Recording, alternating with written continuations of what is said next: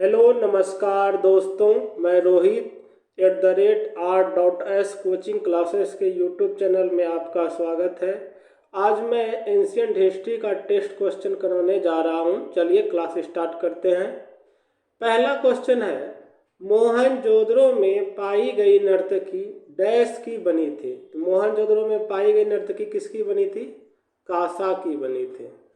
चलिए नेक्स्ट इसी का व्याख्या देख लेते हैं। व्याख्या क्या है इसका व्याख्या है, मोहनजोदड़ो की प्रसिद्ध नर्तकी की मूर्ति ढलाई मोम तकनीकन का उपयोग करके कांसे से बनी थी। फिर कहता है मूर्ति की ऊंचाई लगभग कितनी थी? 10.8 सेंटीमीटर है। फिर लगभग 2500 ईस्वी पूर्व में है। फिर मोहनजोदड़ो सिंध में पाई जाती है। सिंधु घाटी सभ्यता के उन्नत धातुकर्म कौशल को दर्शाती है।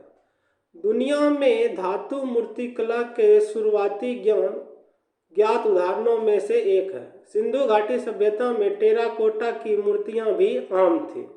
पुजारी राजा की मूर्ति मोहनजोदड़ो में पाई गई थी। पुरुष धड़ की मूर्ति हड़प्पा में पाई गई थी। ये इसका व्याख्या था। चलिए नेक्स्ट क्वेश्चन के चलते हैं। नेक्स्ट क्वेश्चन क्या कहता है? नेक्स्ट क्वेश्चन कहता है, भारत में शक वंश की स्थापना किसके द्वारा की? डैश के द्वारा की गई थी। किसके द्वारा? तो माओस मोगा के द्वारा की गई थी। भारत में शक वंश की स्थापना किसके द्वारा की गई थी? माओस मोगा के द्वारा। इसका व्याख्या देख लेते हैं। इसका व्याख्या क्या है?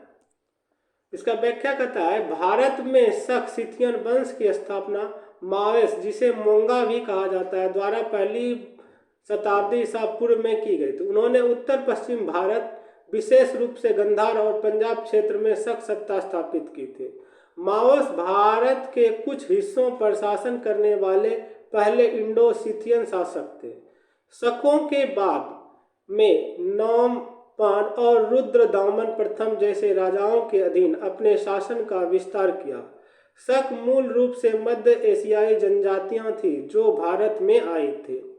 नोमपेन क्या कहता है? पश्चिमी क्षत्रपों का एक शक्तिशाली शासक था। कौन? नोमपेन।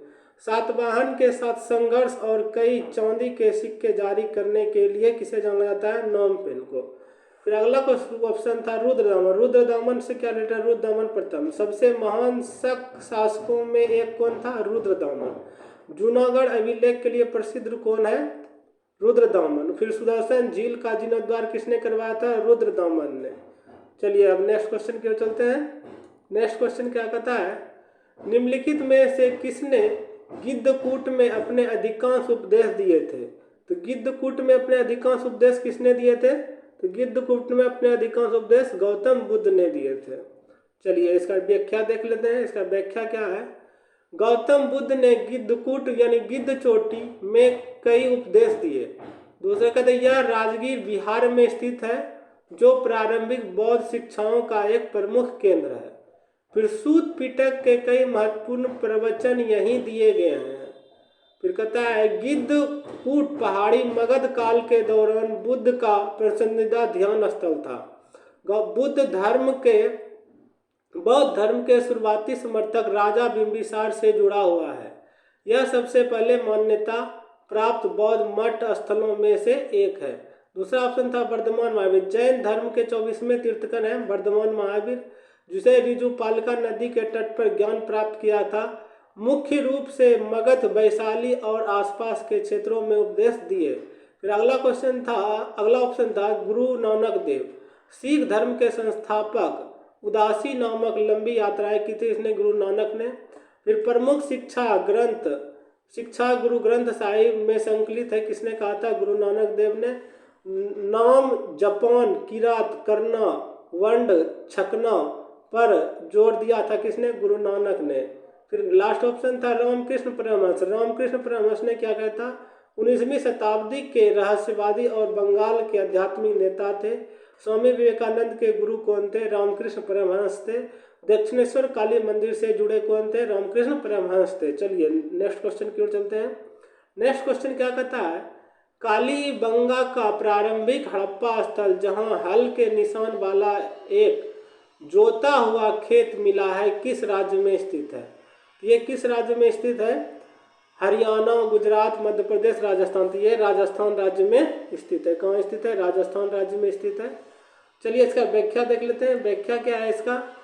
कहता है कालीबंगा एक महत्वपूर्ण प्रारंभिक हड़प्पा स्थल राजस्थान में घग्गर नदी के तट पर स्थित है।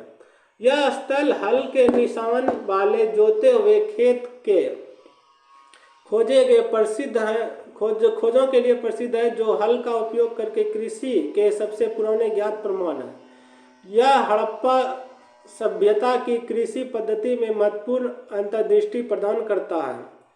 कालीबंगा राजस्थान के हनुमानगढ़ जिले में स्थित है। यह स्थल पूर्व हड़प्पा और हड़प्पा दोनों चरणों के प्रमाण दिखाता है। फिर कहता है यहाँ मिली अग्निकुंड धार्मिक प्रथाओं का संकेत देते हैं। कालीबंगा से प्राप्त मिट्टी के बर्तन ज्यामितीय डिजाइन दिखाते हैं। जोता हुआ खेत क्रॉस हल के निशान दिखाता है, जो मिश्रित फसल का संकेत देता है। गुजरात में हड़प्पा स्थलों में लोथल, धौलावीरा, रंगपुर शामिल है। हरियाणा में राखीगढ़ी जैसे स्थल हैं। चलिए नेक्स्ट क्वेश्चन के चलते हैं। अब नेक्स्ट क्वेश्चन क्या कहता है? चोल वंश की स्थापना निम्नलिखित में से किस शासक ने की थी? तो चोल वंश की स्थापना किसने की थी? विजयालय चोल ने। किसने की थी? चोल वंश की विजयालय चोल ने की थी। चलिए इसका व्याख्या देख लेते हैं। इसका व्याख्या क्या कहता है? इसका व्याख्या है विजयालय चोल को 9वीं शताब्दी ईसा पूर्व में चोल वंश की स्थापना का श्रेय दिया जाता है। उन्होंने तंजौर पर कब्जा किया और इसे चोलों की राजधानी बनाया। उसके शासनकाल में सदियों के पतन के बाद चोल शक्ति के पुनरुत्थान को चिन्हित किया गया। लगभग 848 ईस्वी पूर्व से 871 ईस्वी पूर्व तक शासन किया। शाही चोल वंश के संस्थापक थे। राजधानी तंजौर थी। निशुभ सूदनी मंदिर का निर्माण कराया। तमिलनाडु क्षेत्र में शक्ति का विस्तार किया।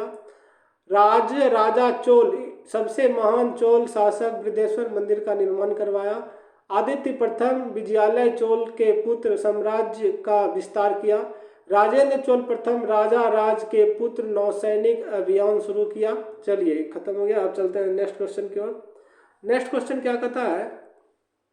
नेक्स्ट क्वेश्चन कहता है प्राचीन और मध्यकालीन भारत के किस भाग से संगम साहित्य संबंधित है?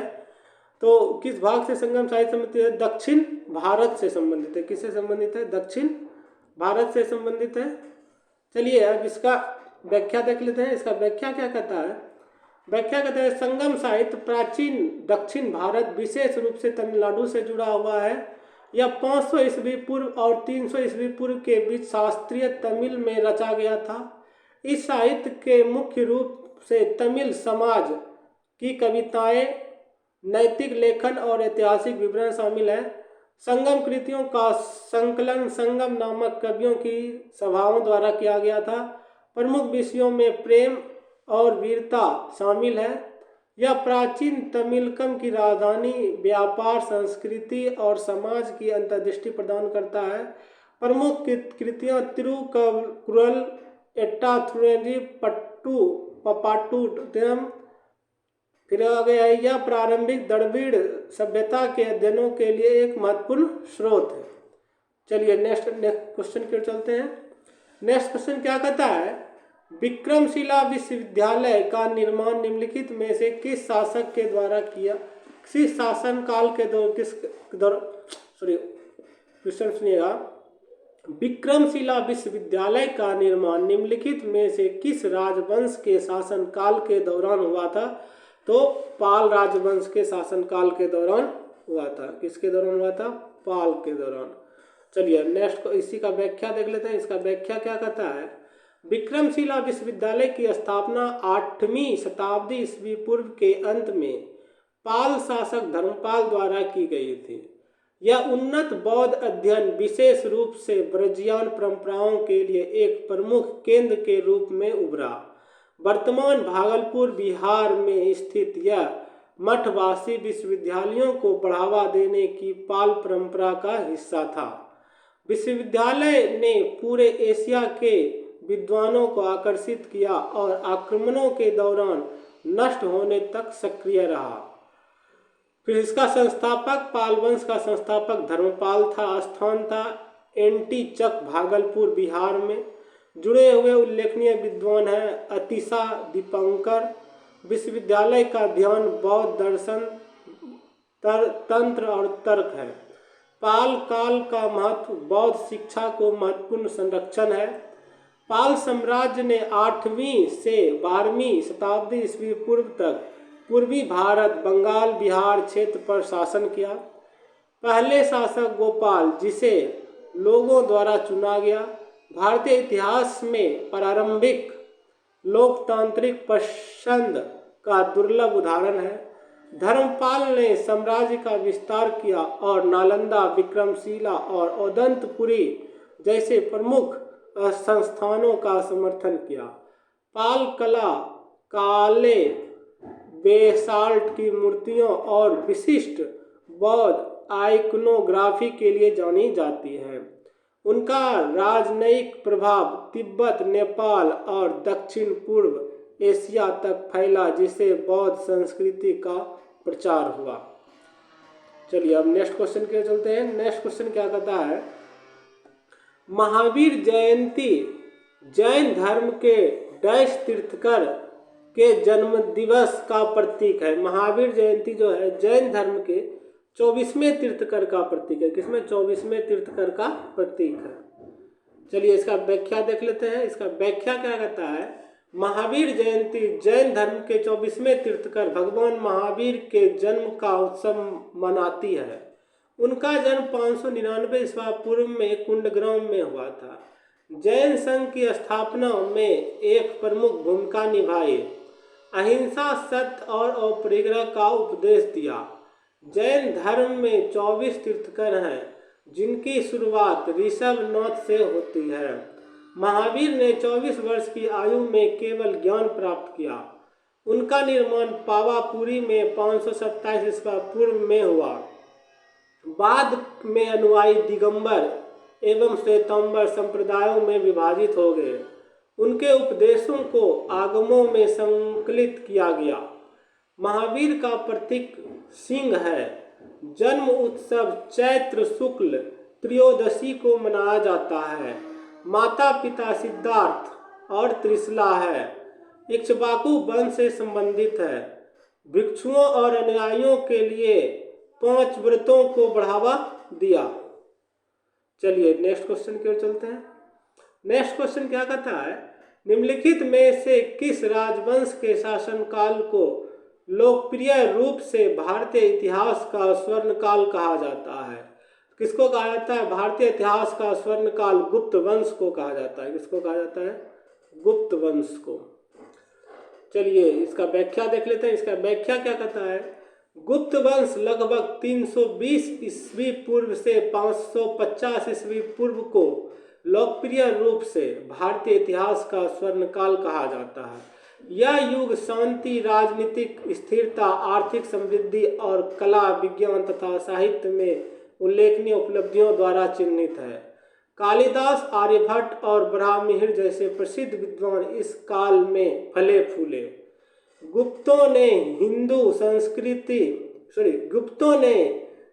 संस्कृति और संस्कृत साहित्य को बढ़ावा दिया। महत्वपूर्ण योगदानों में खगोल विज्ञान, गणित और चिकित्सा के क्षेत्रों में प्रगति शामिल है। इस अवधि में मंदिर वास्तुकला और मूर्तिकला उच्च कलात्मक मानकों तक पहुंची। यह एक सुव्यवस्थित प्रशासनिक प्रणाली और फलता फूलता व्यापार के लिए जाना जाता है। इस युग के सिक्के, शिलालेखों और साहित्य कार्य भारत की समृद्ध सांस्कृतिक विरासत को उजागर करते हैं। चलिए नेक्स्ट क्वेश्चन की ओर चलते हैं। नेक्स्ट क्वेश्चन क्या कहता है, किस गुप्त शासक को नालंदा विश्वविद्यालय की स्थापना का श्रेय दिया जाता है? तो नालंदा विश्वविद्यालय की स्थापना का श्रेय किसे दिया जाता है? कुमारगुप्त प्रथम को दिया जाता है। चलिए इसका व्याख्या देख लेते हैं। इसका व्याख्या क्या कहता है, कुमारगुप्त प्रथम, जिसने लगभग 415 ईस्वी से 455 ईस्वी तक शासन किया, को नालंदा विश्वविद्यालय की स्थापना का श्रेय दिया जाता है, जो प्राचीन दुनिया के सबसे प्रसिद्ध उच्च शिक्षा केंद्रों में से एक था। फिर कहता है चीनी तीर्थयात्री ह्वेनसांग, जिसने 7वीं शताब्दी ईसा पूर्व में नालंदा का दौरा किया था, ने उल्लेख किया कि विश्वविद्यालय की स्थापना कुमार गुप्त के शासनकाल के दौरान हुई थी। स्थल पर पाई गई एक मुहर जैसे पुरातात्विक साक्ष्य मठ और शैक्षणिक परिसर की स्थापना में उनके संरक्षण और भूमिका की पुष्टि करती है। नालंदा बौद्ध अध्ययन के लिए एक प्रमुख संस्थान बन गया है, जिसने भारत और विदेशों से छात्रों को आकर्षित किया, जिसमें तिब्बत, चीन, कोरिया और मध्य एशिया शामिल थे। नालंदा विश्वविद्यालय में हजारों छात्र और शिक्षक थे, जिसमें धर्मगंज के नाम से जानी जाने वाली एक विस्तृत पुस्तकालय प्रणाली थी। यह विश्वविद्यालय बाद में गुप्त शासकों और हर्षवर्धन के अधीन भी फलता फूलता रहा। कुमार गुप्त, फिर कहता है एक बाद का और कम ज्ञात गुप्त शासक जिसका नालंदा की नींव से कोई संबंध नहीं था। ये कौन था? फिर कुमार गुप्त था। फिर श्रीगुप्त का क्या था? गुप्त राजवंश का संस्थापक माना जाता था, लेकिन नालंदा की स्थापना से पहले जीवित था। फिर कहता है क्या कहता है? स्कंदगुप्त। अब स्कंदगुप्त का कहता है कुमार गुप्त प्रथम का पुत्र था, जो हुनों और आक्रमणों से साम्राज्य की रक्षा के लिए जाना जाता है, लेकिन नालंदा की स्थापना से जुड़े नहीं थे। कौन? स्कंदगुप्त जो है नालंदा की स्थापना से नहीं जुड़े थे। चलिए नेक्स्ट क्वेश्चन के चलते हैं। नेक्स्ट क्वेश्चन क्या कहता है? बौद्ध धर्म में त्रिपिटक शब्द का अर्थ है। त्रिपिटक शब्द का अर्थ क्या है?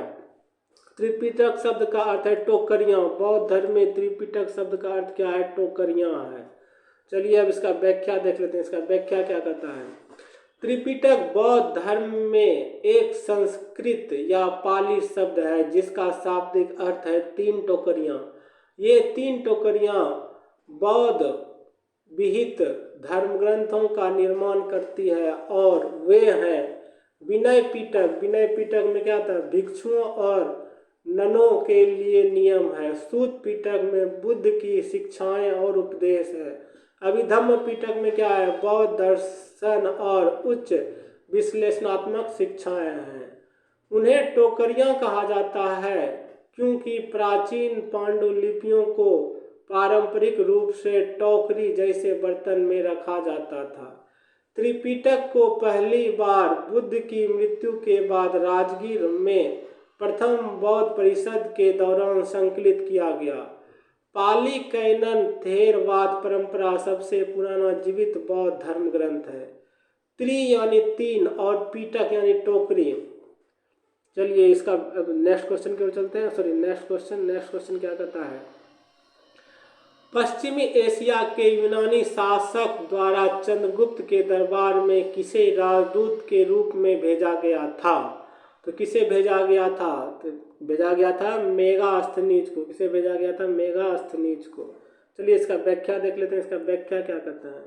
मेगास्थनीज पश्चिम एशिया के यूनानी शासक सेल्यूकस प्रथम निकेटर द्वारा चंद्रगुप्त मौर्य के दरबार में भेजा गया एक यूनानी राजदूत था। सेल्यूकस और चंद्रगुप्त के बीच राजनयिक संबंध प्रारंभिक भारत यूनानी आदान प्रदान को दर्शाते हैं। चंद्रगुप्त मौर्य के साम्राज्य की राजधानी पाटलिपुत्र इसकी भव्यता के लिए मेगास्थनीज को बहुत प्रभावित किया। चंद्रगुप्त मौर्य ने मौर्य साम्राज्य की स्थापना की, जो बाद में भारतीय इतिहास के सबसे बड़े साम्राज्यों में से एक बन गया। वह मौर्य साम्राज्य के विस्तृत विवरण के लिए जाने जाते हैं, विशेष रूप से उनके कार्य इंडिका के माध्यम से, जो चंद्रगुप्त मौर्य के दिन भारत के प्रशासन, संस्कृति और समाज का वर्णन करती है।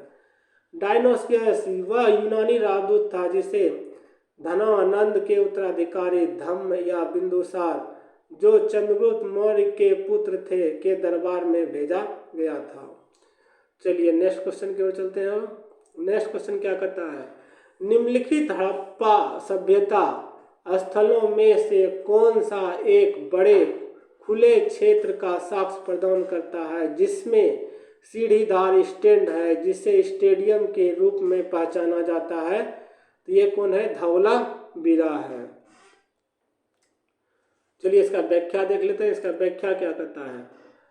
वर्तमान गुजरात के कच्छ जिले में स्थित धौलावीरा सबसे अच्छी तरह से संरक्षित और अद्वितीय हड़प्पा स्थलों में से एक है। धौलावीरा में खुदाई से सीढ़ीदार स्टैंड के साथ एक बड़ा खुला क्षेत्र सामने आया, जिसे पुरातत्वविदों ने स्टेडियम या औपचारिक मैदान के रूप में पहचाना है। यह संरचना अन्य हड़प्पा शहरों में पाए जाने वाले किसी भी चीज से अलग है और जलाशयों, प्रवेश द्वारों और किलेबंदी सहित उन्नत शहरी नियोजन को दर्शाती है। कालीबंगा अग्नि देविकाओं और जूते हुए खेतों के लिए जाना जाता है, स्टेडियम के लिए नहीं। चुनौतियों मनके बनाने की कार्यशालाओं के लिए प्रसिद्ध स्टेडियम जैसी संरचनाओं का कोई साक्ष्य नहीं है। मोहनजोदड़ो विशाल स्नानागार, अन्नागार, सभा भवन के लिए जाना जाता है, लेकिन कोई स्टेडियम नहीं। धौलावीरा की खोज 1967 में जेपी जोशी ने की थी। गढ़ इस स्थल में शामिल है। गढ़, मध्य शहर, निचला शहर, विशाल जलाशय प्रणाली, 10 बड़े सिंधु लिपि प्रतीकों के साथ अद्वितीय साइन बोर्ड। धौलावीरा 4 यूनेस्को विश्व धरोहर हड़प्पा स्थलों में से एक है। हड़प्पा शहर ग्रीन पैटर्न, जल निकासी प्रणालियों और मानकीकृत वजन के साथ उन्नत नगर नियोजन दिखाते हैं। चलिए नेक्स्ट क्वेश्चन पे चलते हैं। नेक्स्ट क्वेश्चन क्या कहता है? गुप्त शासक समुद्रगुप्त को उसके सिक्कों पर निम्नलिखित में से कौन सा वाद्य यंत्र बजाते हुए दिखाया गया है? तो बीना बजाते हुए दिखाया गया है। चलिए इसका व्याख्या देख लेते हैं। इसका व्याख्या क्या कहता है? गुप्त शासक समुद्रगुप्त, जिन्हें भारत का नेपोलियन कहा जाता है, ने बीना प्रकार के सिक्के नामक एक विशेष प्रकार का स्वर्ण सिक्का जारी किया था। इन सिक्कों पर उन्हें बीना बजाते हुए चित्रित किया गया है, जो एक योद्धा के साथ साथ कला और संगीत के संरक्षक के रूप में उनकी प्रतिभा को उजागर करता है। यह चित्रण उन्हें युद्ध और संस्कृति दोनों में कुशल और बहुआयामी शासक के रूप में स्थापित करता है। मृदंग, सारंगी, तबला, इनमें से कोई भी वाद्य यंत्र गुप्त काल के सिक्कों पर दिखाई नहीं देता है और समुद्रगुप्त के काल के दौरान प्राचीन भारत में तबला का अस्तित्व नहीं था। समुद्रगुप्त ने लगभग 335 से 375 ईस्वी तक शासन किया। गुप्त सिक्के मुख्य रूप से सोने के बने होते थे और मूल्यवान पुरातात्विक स्रोत हैं। उन्हें जो बीना बजाते हुए दिखाया गया है वह एक लंबी बीना है, जिसे लूट प्रकार की बीना कहा जाता है, जो आधुनिक तार वाद्य यंत्रों का अग्रदूत है। अन्य प्रसिद्ध गुप्त सिक्के प्रकारों में शामिल है धुंधर प्रकार, व्याघ्रंत्र प्रकार, अश्वमेघ प्रकार, कुल्हाड़ी प्रकार। चलिए अब नेक्स्ट क्वेश्चन के चलते हैं। नेक्स्ट क्वेश्चन क्या कहता है? महाजनपदों के युग के दौरान उज्जैन डैश की राजधानी थी। उज्जैन किसकी राजधानी थी? उज्जैन अवंती की राजधानी थी। किसकी राजधानी थी? अवंती की। चलिए इसका व्याख्या देख लेते हैं। इसका व्याख्या क्या कहता है? महाजनपदों के युग 6ठी शताब्दी ईसा पूर्व के दौरान उज्जैन अवंती महाजनपद की राजधानी थी। अवंती बौद्ध और जैन ग्रंथों में उल्लिखित 16 महाजनपदों में से एक था। यह प्राचीन भारत में एक महत्वपूर्ण राजनीतिक, वाणिज्यिक और सांस्कृतिक केंद्र था, जो व्यापार मार्गों पर राजनीतिक रूप से स्थित है। अन्य क्या कहता है? कौशल राजधानी कहाँ है? श्रावस्ती। मगध राजधानी राजगिरी के बाद कहाँ लगी? पाटलिपुत्र में। पंचाल राजधानी अहिंसारण के उत्तरी पंचाल और कामीपल्ल दक्षिणी पंचाल। अवंती को उत्तरी और दक्षिणी अवंती में विभाजित किया गया था। उज्जैन उत्तरी अवंती की राजधानी थी। अवंती बाद में मौर्य और गुप्त काल के दौरान एक प्रमुख केंद्र बन गया। उज्जैन राजप्रधोत कालिदास और उज्जैन वैधशाला जंतर मंतर जैसी हस्तियों से जुड़ा हुआ है।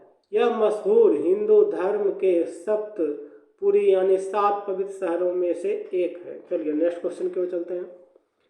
नेक्स्ट क्वेश्चन क्या कहता है, मगध के निम्नलिखित शासकों में से किसने वज्जियों को हराने के तरीकों पर बुद्ध से सलाह लेने के लिए अपने मंत्री वत्सकार को भेजा था? कहाँ भेजा था, किसने भेजा था, किसको भेजा था, किसको भेजा था? अजातशत्रु को भेजा था। चलिए इसका व्याख्या देख लेते हैं। इसका व्याख्या क्या है? इसका व्याख्या है महापरिनिर्वाण सूत द्विज निकाय के अनुसार मगध के राजा अजातशत्रु ने अपने मंत्री वत्सकार को गौतम बुद्ध से मिलने के लिए भेजा था। इसका उद्देश्य गंगा के उत्तर में एक शक्तिशाली गणराज्य वज्जी लिच्छवी परिसंघ को हराने के तरीकों पर मार्गदर्शन प्राप्त करना था। बुद्ध ने अप्रत्यक्ष रूप से उत्तर दिशा कहा कि जब एक वज्जी एकजुट, अनुशासित और अपने सिद्धांतों का पालन करते रहेंगे तब तक उन्हें जीतना असंभव होगा। अजातशत्रु के बाद उन्हें कमजोर करने और अंततः हराने के लिए राजनीतिक रणनीति का इस्तेमाल किया। बिंबिसार अजातशत्रु के पिता बुद्ध के साथ मैत्रीपूर्ण संबंध बनाए रखे। बिंदुसार मौर्य शासक इस घटना से संबंधित है। शिशुनाग वंश के संस्थापक बाद में आए। अजातशत्रु ने लगभग 494 से 462 ईसा पूर्व के आसपास मगध पर शासन किया। मगध का आक्रामक रूप से विस्तार करना, पाटलिपुत्र के किले का निर्माण करना, वज्जियों और कौशल के साथ संघर्ष। वज्जी परिसंघ लिच्छवियों को प्रमुख सदस्यों के रूप में एक गणतात्मक शासन मॉडल का पालन किया। चलिए अब नेक्स्ट क्वेश्चन की ओर चलते हैं। नेक्स्ट क्वेश्चन क्या कहता है, निम्नलिखित में से किस गुफा में राजा खारवेल का एक शिलालेख है? तो किसमें है? हाथी गुम्बा अभिलेख में राजा खारवेल का एक शिलालेख है। चलिए अब इसका व्याख्या देख लेते हैं। इसका व्याख्या क्या कहता है, हाथी गुम्फा में कलिंग के राजा खारवेल का प्रसिद्ध शिलालेख है, जिन्हें ब्राह्मी लिपि और प्राकृत भाषा में उत्कीर्ण किया गया, जिसमें उनकी उपलब्धियों और शासनकाल का वर्णन है। भुवनेश्वर उड़ीसा के पास उदयगिरी पहाड़ियों में स्थित है। शिलालेखों में खारवेल के शासनकाल का विवरण देने वाली 17 पंक्तियां हैं। प्रारंभिक ब्राह्मी लिपि में लिखा गया है। प्राचीन कलिंग इतिहास के लिए महत्वपूर्ण स्रोत है 2वीं शताब्दी ईसा पूर्व का। रोसाल गुम्फा और सर्प गुम्फा भी उदयगिरी गुफाओं में स्थित है, लेकिन इस शिलालेखों के बिना रानी गुम्फा उदयगिरी पहाड़ियों की सबसे बड़ी गुफा है। खारवेल महामेघवाहन राजवंश से संबंधित थे। उनकी विजय की तुलना अशोक के समय की विजयों से की जाती है। चलिए अब नेक्स्ट क्वेश्चन के चलते हैं। नेक्स्ट क्वेश्चन क्या कहता है, गुप्त वंश का प्रथम शासक कौन, यहाँ कौर लिखा गया है, इसको सही कर लेंगे। गुप्त वंश का प्रथम शासक कौन था जिसने महाराजाधिराज की उपाधि धारण की? तो गुप्त वंश का प्रथम शासक कौन था? चंद्रगुप्त प्रथम था। चलिए नेक्स्ट क्वेश्चन, इसका व्याख्या देख लेते हैं। इसका व्याख्या क्या कहता है, चंद्रगुप्त प्रथम गुप्त वंश का पहला प्रमुख शासक था जिसने प्रतिष्ठित उपाधि महाराजाधिराज राजाओं का राजा धारण की थी। उनका शासनकाल गुप्त साम्राज्य के राजनीतिक विस्तार, प्रतिष्ठा और समेकन की वास्तविक शुरुआत को चिन्हित करता है। चंद्रगुप्त प्रथम ने लिच्छवियों के साथ एक राजनीतिक विवाह गठबंधन के माध्यम से अपने शासन को मजबूत किया, जिसने साम्राज्य के प्रभाव का विस्तार किया। उसे गुप्त शाही शक्ति का संस्थापक माना जाता है। उन्होंने शासन के शास्त्रीय भारत के स्वर्ण युग की नींव रखी, जो उनके पुत्र समुद्रगुप्त के अधीन अपने चरम पर पहुंचा। गुप्त राजवंश की समय रेखा 4वीं से 6वीं शताब्दी ईसा पूर्व है। समुद्रगुप्त अपने व्यापक विजय अभियानों के लिए भारत का नेपोलियन के रूप में जाना जाता है। चंद्रगुप्त द्वितीय विक्रमादित्य सांस्कृतिक और आर्थिक समृद्धि के लिए जाना जाता है। स्कंदगुप्त हुनों को पराजित किया।